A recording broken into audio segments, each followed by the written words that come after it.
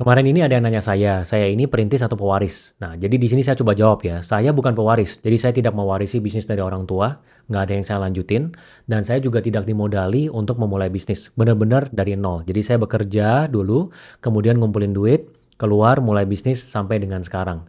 Tapi di sisi lain, saya memang ada privilege, karena saya berasal dari keluarga yang menengah, yang berkecukupan, yang dimana dari kecil, ya makanan semua terpenuhi, nggak usah pusing, sekolah, kuliah semua dibiayai. Ya sampai ke luar negeri, saya ambil S2 itu juga dibiayai. Walaupun memang pada saat kuliah ada beasiswa parsial yang saya dapatkan. Jadi di S1 tahun terakhir dan S2 tahun kedua itu saya dapat beasiswa. Jadi nggak usah bayar buat tahun tersebut. Tapi memang untuk biaya yang dikeluarkan untuk pendidikan itu dikeluarkan dari orang tua. Sekarang saya akan masuk ke dalam topik utama yang mau saya bahas di video ini, yaitu tentang perasaan. Jadi kalau misalnya kamu ingin maju dalam hidup, ini hasil observasi saya ya, kamu harus bisa menguasai perasaan kamu. Ada 7 perasaan yang harus kamu lawan untuk kamu bisa maju dalam hidup. Yang pertama itu adalah rasa takut. Jadi rasa takut ini adalah sebuah ilusi. Ya kadang kita nggak melakukan segala sesuatu karena kita takut.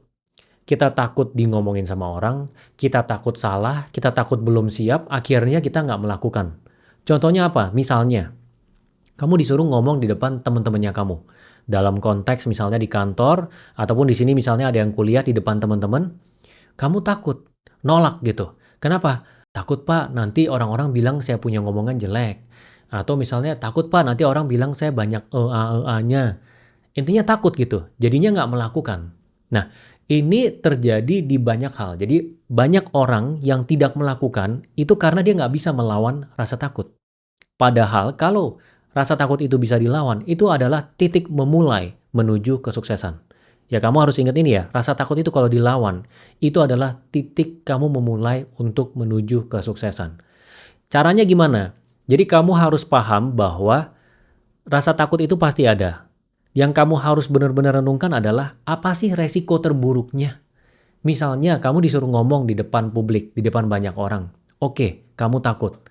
Kamu lawan rasa takutnya, maju, terus salah gitu ngomongnya ngomongnya salah-salah. Orang-orang pada ngomongin, ah jelek nih ngomongnya ya banyak nya. Terus ngomongnya juga nggak sesuai, intinya nggak jelas. Itu kan resiko terburuknya. Ada apa lagi? Kalau cuman begitu doang, ya nggak ada yang perlu ditakuti. Gitu. Jadi kalau mindsetnya kamu bisa seperti itu, ya bayangin aja resiko terburuknya apa sih? Oh cuma di ngomongin gitu doang. Ya udah minta input ke teman-teman. Emang salahnya apa kalau mulainya sebagai pemula? Semua orang yang hebat memang memulainya jadi pemula kok. Jadi tinggal tanya aja, oh gue banyak E-nya ya? Lu ada tips gak gimana supaya hilangin E-nya? Oh gitu, oke nextnya gue gak bakal gitu lagi deh. Oh gue ngomongnya gak sesuai inti ya? Menurut lu caranya gimana ya supaya kita bisa sesuai inti? Gitu, malah minta feedback sama orang yang ngomongin. Ulang terus, nanti udah 10 kali, 20 kali kita bakal jadi jago. Dan ini kita bisa praktekkan di banyak hal ya, nggak cuma dalam public speaking. Misalnya mau pindah kerja, kamu pindah kerja ke tempat lain, ditawarin jadi manajer. Kamu sekarang adalah seorang customer service, coba bayangin. Terus kamu tolak. Aduh takut, nanti nggak kompeten. Di sana dirasa sama orang-orang di sana nggak sejago itu. Padahal kamu nih kapasitasnya bagus nih, kamu nggak percaya diri, kamu takut. Akhirnya kamu tolak, padahal itu peluang untuk kamu naik level. Memangnya orang-orang yang jadi direktur di perusahaan besar, pertama kali dia jadi direktur, dia pernah jadi direktur sebelumnya. Ya enggak, semuanya dipelajari. Jadi kamu harus bisa melawan rasa takut kamu. Karena pintu menuju kesuksesan kamu, ya naik level di dalam hidup, itu dibalik melawan rasa ketakutan itu. Kemudian yang kedua adalah melawan rasa males. Nah ini banyak dibahas oleh semua orang ya. Jadi rasa males ini memang yang paling ada di semua orang. Jadi kita harus bisa lawan rasa males. Karena kalau misalnya kita sekali males, itu dia ngegulung, efeknya domino. Hari ini kamu mager nih misalnya, pulang dari kantor, mager nih buat misalnya naikin level dari video editing kamu. Kamu misalnya pengen jadi konten kreator.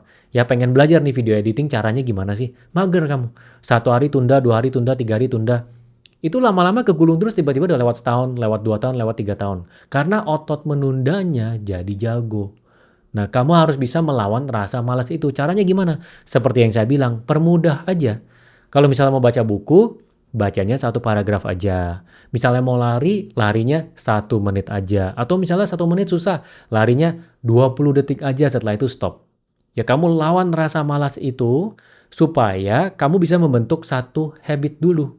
Ya karena dalam membentuk satu habit baru, satu diri kita yang baru, paling susah memang hanya ketika kita mau mulai. Itu paling berat banget tuh, tapi ketika kita udah mulai, nah malah lepasnya susah karena sudah menjadi habit. Nanti tinggal ditambah aja intensitasnya setelah ini menjadi habit. Dan saya yakin setiap orang pasti bisa melawan rasa malasnya. Ini termasuk dalam konteks belajar ya. Jadi mengingatkan saya ke salah satu member di Growin, dia ada bilang, "Pak, saya udah daftar di Growin nih, tapi saya males Pak, ada tips gak?" Ya itu dari kamu sendiri yang harus cari tahu gimana cara lawan rasa malas itu.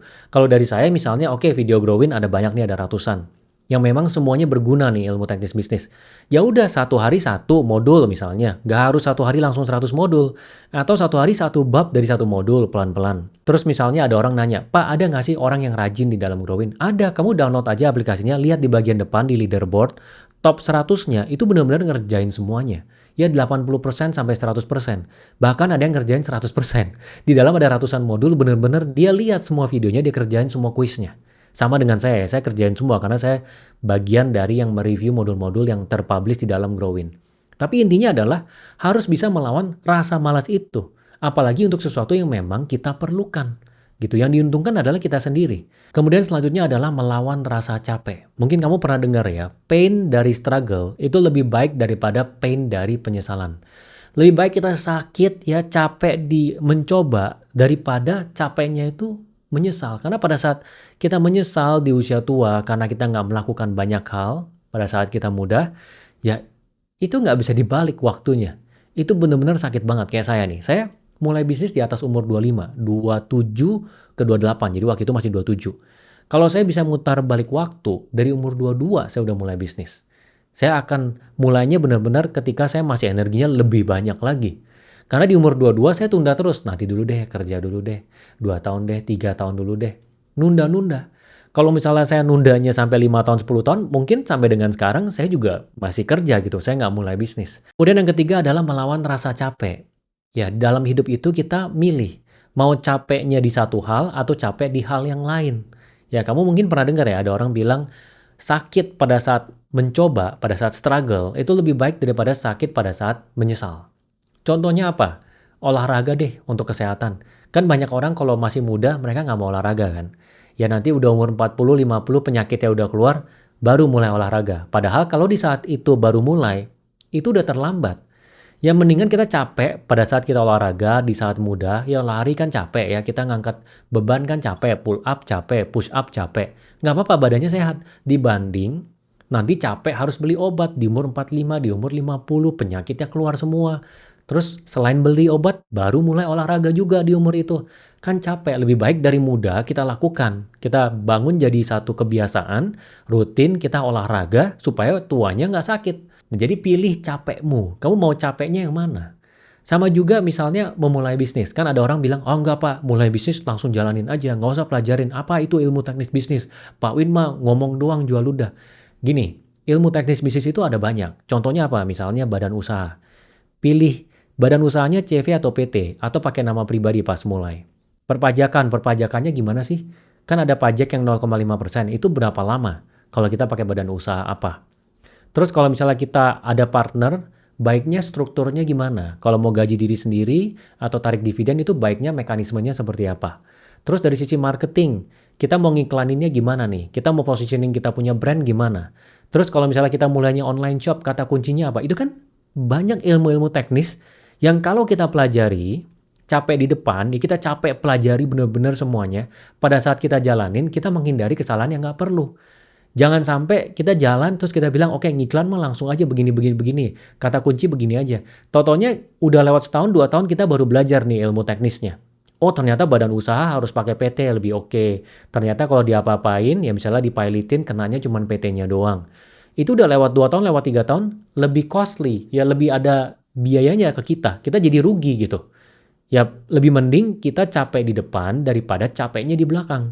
Ya jadi kamu harus bisa lawan rasa capek itu. Ya nggak apa-apa kita capek di depan, yang penting kita menghindari yang nggak oke yang terjadi pada kita di belakang. Ini juga berlaku di investasi. Ada orang bilang, "Pak, saya usahakan setiap bulan itu dari 5 juta gaji saya, 3 jutanya saya simpen, Pak. Tapi capek, Pak. Ini selama setahun saya benar-benar ngepres semua pengeluaran. Mau capek di depan atau capek di belakang?" Mungkin kamu belum pernah ketemu orang yang masuk usia tua nggak ada dana pensiun. Kalau kamu udah ketemu orang yang seperti itu, kamu akan sadar mendingan capek di depan daripada capek di belakang. Ada orang-orang udah masuk usia pensiun, dia nggak bisa membiayai hidupnya sendiri, akhirnya dia harus capek di belakang. Gitu. Jadi kamu pilih aja, mau capek sekarang atau capek entar. Nah, lebih baik kamu capeknya sekarang. Lawan rasa capek itu. Kemudian selanjutnya adalah lawan rasa gengsi. Ini juga penting ya. Kita harus ingat bahwa gak ada orang yang peduli sama kita. Ya, banyak orang hidup itu selalu berpikir bahwa orang itu peduli sama dia. Kamu pasti pernah berada di situasi di mana kamu merasa orang tuh peduli sama kamu. Nggak ada yang peduli sama kamu. Kalau misalnya kamu hari ini mati, ya atau siapapun dia orang kerabat dekat kamu hari ini mati, orang-orang sekitarnya mungkin sedih, melayat dan bersedih. Tapi setelah 1 bulan, setelah 1 tahun, setelah 5 tahun, mereka akan hidup seperti biasa. Ya, setiap hari banyak kok orang yang mati. Orang-orang sekitarnya memang betul sedih, tapi setelah berapa lama, mereka juga berangsur lupa. Mereka ada hidupnya sendiri. Dan perlu kamu ingat ya, 100 tahun dari sekarang, semua orang itu udah meninggal. Saya, kamu yang nonton ini semuanya, 100 tahun lagi udah meninggal. Karena rata-rata umur manusia 70-90. Itu pun kalau oke ya, ada yang lebih muda dari itu udah meninggal. Jadi apa yang perlu kamu takutkan? Ya, apa yang perlu kamu gengsikan ketika kamu mau mulai? Jadi kamu harus bisa lawan rasa gengsi. Gengsi apa? Ya kalau mau mencoba segala sesuatu, misalnya mau jadi konten kreator, gengsi nanti teman-teman lihat gimana ya bikin video-videonya jelek. Mau gengsi apa? Nanti mereka juga udah pada meninggal juga 100 tahun lagi. Ngapain peduli ngomongan mereka? Mau mulai online shop. Gengsi, saya pernah ketemu orang ya, dia lulusan S1 dari luar negeri. Gengsi nanti dari luar negeri masa mulai online shop. Ya teman-teman jadi banker, jadi konsultan. Masa dia mulai online shop jualan baju gitu. Mau gengsi apa? Ya, gengsi itu nggak bikin kaya. Selama kita melakukan segala sesuatu dengan halal, ya nggak apa-apa. Ya toh kita nggak merugikan orang lain kok. Makanya kamu harus latihan melawan rasa gengsi. Ya, dan kalau kita ngomong soal orang yang udah meninggal, memang semua akan ditinggalkan. Mau kamu punya uang 2T, 3T, 10T, 100T, 1000T pun, orang akan lupa dengan kamu. Orang juga nggak peduli. Misalnya Thomas Alva Edison, emangnya kamu peduli? Emangnya keluarganya sekarang jadi cicit-cicitnya itu masih peduli tiap hari mikirin? Ya cuman tahu aja, ya oke dia Thomas Alva Edison. Ya udah setelah itu life must go on. Tetap hidup seperti biasa aja. Nggak ada yang peduli. Biasanya kalau orang meninggal yang diingat apa? Yang diingat itu adalah dia punya impact. Ada seseorang yang sudah meninggal yang saya kenal ya, nggak terlalu dekat, tapi saya tahu orang ini. Pada saat dia meninggal, itu sampai ada ratusan orang datang berterima kasih ke dia di tempat melayatnya. Dan ceritanya beda-beda. Ada yang karena dikasih pinjem ruko, nggak usah bayar sewa untuk mulai bisnis di awal. Ada yang dibayarin hutang karena dia kelilit judi. Terus ada juga yang anaknya dibiayai sekolah. Macem-macem. Dia ternyata nolong orang tuh banyak banget dalam hidup dia. Dan sampai dengan sekarang kalau kita ngomong sama orang, ngomongin tentang orang ini, itu ada orang-orang yang tahu, oh ini orang yang bantu ini ya. Nah impact itu memang diceritakan kemana-mana. Memang harta nggak dibawa mati dan orang juga nggak akan ingat. Yang akan orang ingat adalah perasaan yang mereka rasakan, ya dampak yang diberikan oleh orang tersebut selama dia hidup. Kemudian selanjutnya adalah melawan rasa tertekan. Ini penting banget ya. Perlu diingat bahwa setiap orang itu punya masalah. Kamu jangan pikir cuman kamu doang yang punya masalah. Orang miskin, orang kaya, orang sehat, orang yang terkenal banget, orang yang punya power, semua punya masalah. Hidup itu memang ada masalahnya. Ya, orang yang kaya punya masalah apa? Contohnya, ini kejadian nyata ya. Ada satu orang, dia punya uang banyak sekali, punya bisnis besar sekali, tapi dia udah tua dan sakit-sakitan. Anaknya berantem karena mau rebut warisan. Karena masing-masing pasangan merasa warisannya nggak dibaginya secara merata. Jadi pada saat dia sakit itu dia udah mulai tulis surat wasiat untuk bagi warisannya. Berantem. Kenapa? Karena nggak dibagi rata. Dia baginya ke satu anak yang memang sangat terlibat di dalam perusahaan itu lebih banyak. Dan yang lain merasa nggak adil. Padahal dia nggak bisa kerja. Pernah dites dia nggak bisa kerja di dalam perusahaannya. Tapi dia mintanya rata. Berantem. Pusing dia di saat tua. Ya ini adalah suatu masalah juga. Walaupun masalahnya bukan karena dia kurang uang. Tapi masalahnya dalam bentuk yang lain. Tapi setiap orang punya masalah gitu. Jadi jangan bilang cuman kamu doang yang punya masalah gitu ya. Kamu perlu ingat bahwa kalau misalnya ada masalah, kita komplain itu nggak ada gunanya. Harus terbiasa dengan metode yang saya bilang. Curahkan semuanya di atas tulisan, entah itu diketik di komputer atau ditulis, lalu fokus ke yang bisa dikontrol. Jadi kamu lihat, yang mana nih yang bisa dikontrol? Mana yang nggak bisa dikontrol? Fokusnya ke yang bisa dikontrol. Karena kalau misalnya kita tahu ada sesuatu yang memang sudah nggak bisa dikontrol, dan kita ngabisin pikiran kita di sana, ya nggak akan ngubah apa-apa. Ini penting banget. Dan kamu harus terbiasa dengan rasa tertekan itu. Kamu harus bisa melawannya. Ya, saya ada satu contoh ya, cerita satu konglomerat, ya yang ini namanya nggak bisa saya sebutkan di sini, tapi saya kenal dengan satu orang tangan kepercayaannya dari konglomerat ini yang dimana menceritakan gimana cara kerjanya dia. Jadi si tangan kanan ini megang salah satu project dari si konglomerat ini yang merupakan project sampingan. Tiap Sabtu atau tiap Minggu dia datang ke kantornya untuk lapor. Pada saat dia lapor, itu bersamaan dengan puluhan orang lainnya. Jadi dari pagi sampai malam dia nunggu aja sampai nama dia dipanggil. Dan dia ngurus satu project tertentu. Jadi project itu beda-beda. Dan ini semuanya ada masalah. Dia bilang masalahnya beda-beda, macem-macem. Dan ini adalah project sampingan, bayangin.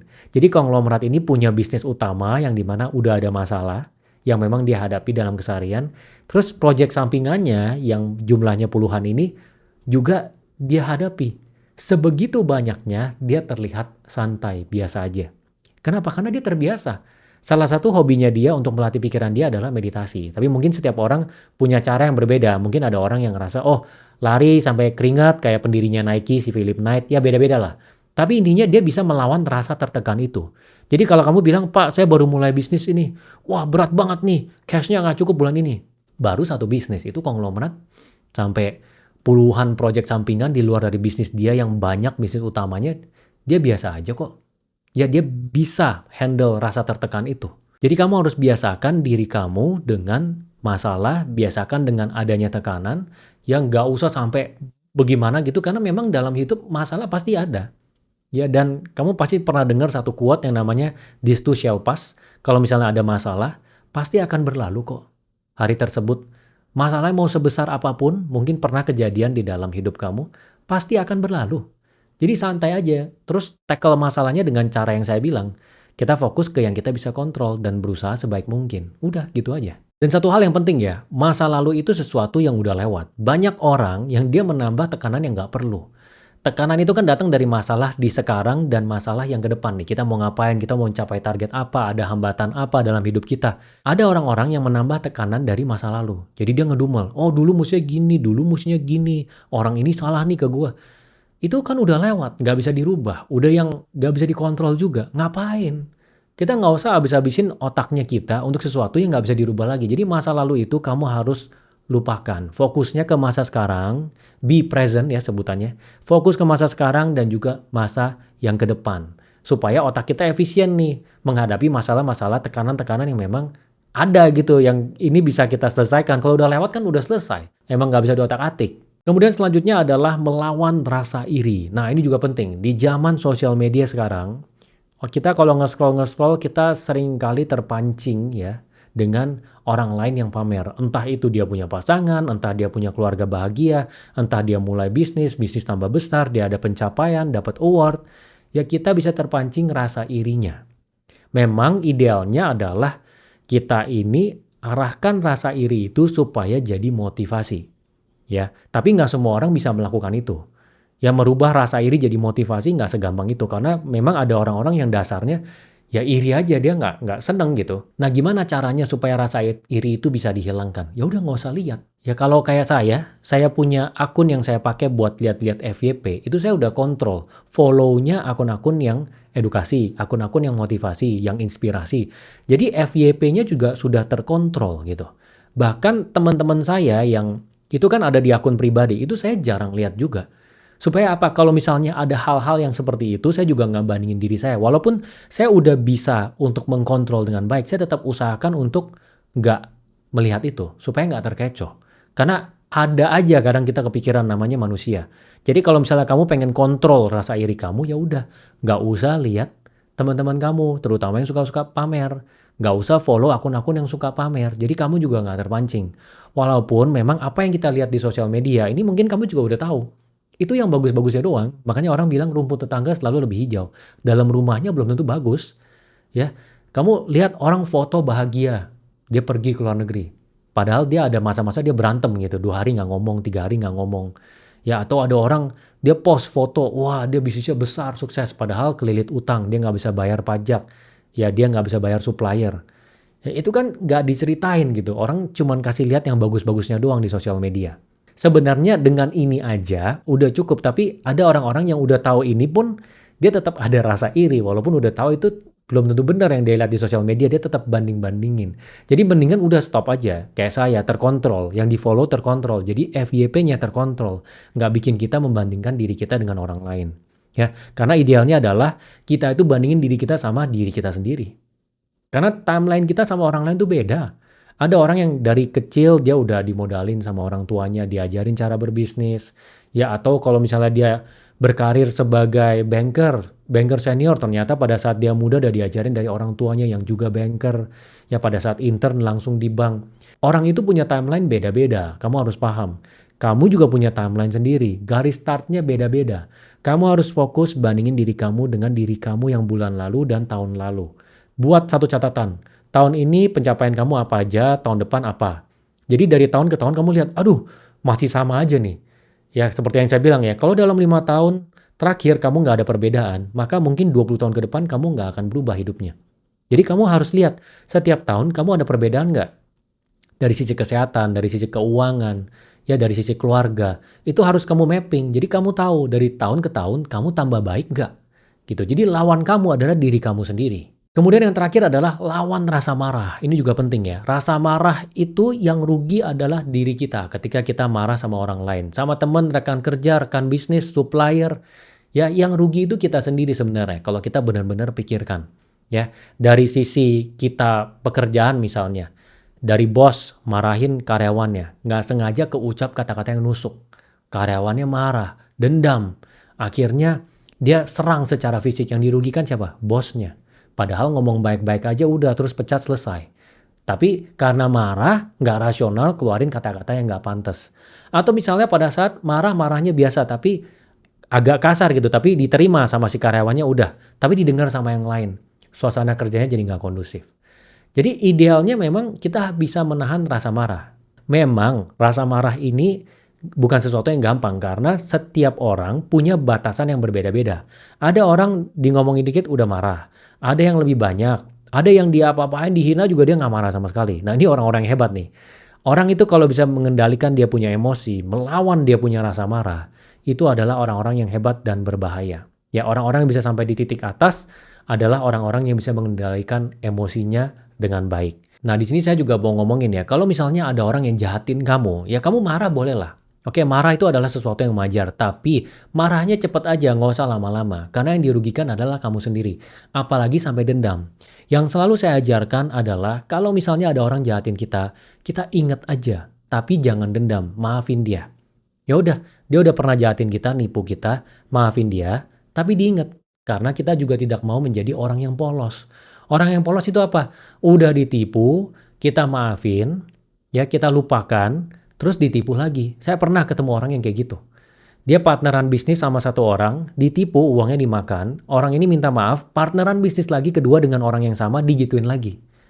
Nah itu kan bodoh gitu ya, karena itu polos gitu. Yang saya selalu ingatkan adalah, marah boleh, marahnya cepet aja, karena itu normal sebagai manusia, tapi jangan dendam. Ya kita ingat aja. Ini hasil dari observasi saya ya. Saya ada kenal dengan seseorang yang cukup kaya, ya dia juga orangnya biasa-biasa aja dengan keluarganya, tapi orangnya agak dendam. Jadi dia hidupnya juga sehat. Tiba-tiba satu ketika dia ada penyakit kronis, ya ada kanker, itu cukup kronis. Dia itu kalau menurut saya, itu juga salah satu faktornya adalah karena dendamnya. Saya lihat dari beberapa orang lain, saya observasi, sepertinya memang sama gitu. Kalau misalnya kita dendam, kita menyimpan luka di dalam hati kita. Fisik kita yang jadi kena. Jadi lebih baik nggak usah disimpan. Kita dendam juga nggak ngefek ke orang yang kita dendemin gitu. Misalnya dia jahatin kita dendam. Emangnya kalau kita dendam, semakin dendam dia semakin sakit? Enggak, yang semakin sakit itu kita.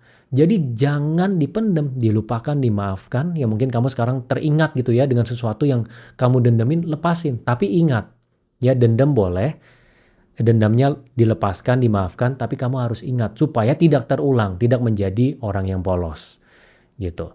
Jadi ini adalah 7 rasa ya yang harus dilawan. Ya, saya harap kamu benar-benar praktekkan di dalam kehidupan kamu karena saya yakin ini bisa merubah hidup kamu. Kalau kamu bisa benar-benar mengkontrol emosi kamu melawan 7 rasa ini, hidup kamu akan menjadi berbeda. Kamu coba catat aja, tempel di tembok, lihat setiap minggu ya dan lihat perubahan dalam hidup kamu. Semoga membantu ya.